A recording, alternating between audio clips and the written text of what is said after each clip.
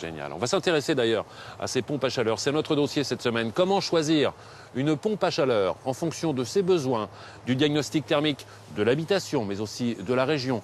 Il est fortement conseillé de faire appel à des entreprises spécialisées qui vont vous assurer et vous garantir du bon fonctionnement de votre pompe à chaleur et de son rendement optimum. Regardez. À l'heure où les prix des énergies fossiles flambent, les pompes à chaleur ont la cote. Normal puisque c'est le mode de chauffage le plus écologique et le plus économique du moment. Alors, aérothermie ou géothermie? Choisissez votre camp. L'aérothermie est un système où on capte les calories dans l'air. La géothermie est un système où l'on capte les calories ou dans le sol ou dans l'eau. Ces calories sont ensuite comprimées dans une machine qu'on appelle la pompe à chaleur, restituées ensuite sous forme de chaleur dans un plancher chauffant basse température ou dans des radiateurs. Chaque robinet contrôle la température au sol dans la maison. À savoir, bon, ici on a les toilettes, on a l'entrée, on a deux circuits dans la cuisine et on a 3 différents circuits dans le séjour. Si par exemple au niveau de la salle à manger, je souhaite augmenter la température, c'est possible. Un des critères de sélection, c'est votre région d'habitation. Explication. La région dans laquelle on habite est primordiale dans le choix d'une pompe à chaleur. Si vous habitez dans des zones plus tempérées, on se tournera vers de l'aérothermie. Plus la région est froide, plus vous vous tournez vers de la géothermie où les coefficients de performance sont nettement supérieurs. Quels sont les différents captages possibles? En aérothermie, il y a un seul système de captage qui consiste à capter les calories extérieures. Et pour la géothermie, il y a 3 formes de captage. Il y a le captage qu'on appelle horizontal. Donc vos capteurs sont enterrés hors gel, donc à partir de 70 cm dans certaines régions de France, plus profondément dans les régions les plus froides et en altitude. Il y a les capteurs verticaux, donc on a une sonde verticale que l'on dimensionne en fonction des besoins. Et ensuite, le captage sur nappe phréatique où on capte les calories de l'eau.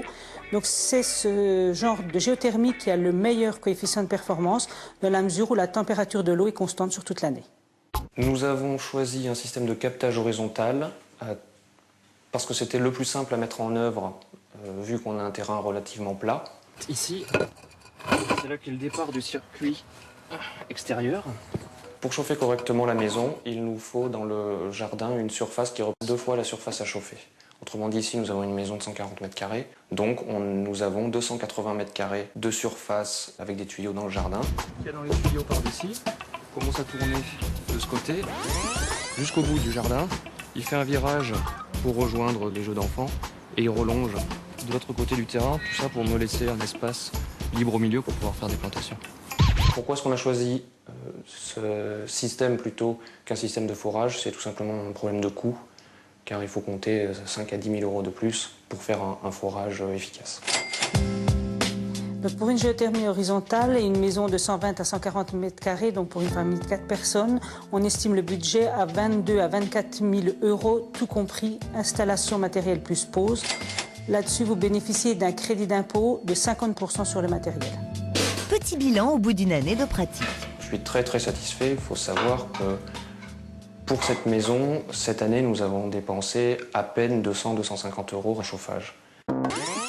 Et voilà un utilisateur satisfait. On a vraiment une chaleur diffuse partout dans la maison et on peut même se promener pieds nus tout l'hiver sans problème. Quel que soit votre choix, aérothermie ou géothermie, vous êtes sûr de réaliser des économies et en plus de limiter les rejets de gaz à effet de serre. Elle est pas belle la vie? Florence, on va maintenant s'intéresser à l'intérieur de la maison avec ces grandes baies vitrées qui donnent sur la terrasse. Les dimensions sont importantes. Ah oui, donc ce sont des baies qui ont été réalisées sur mesure.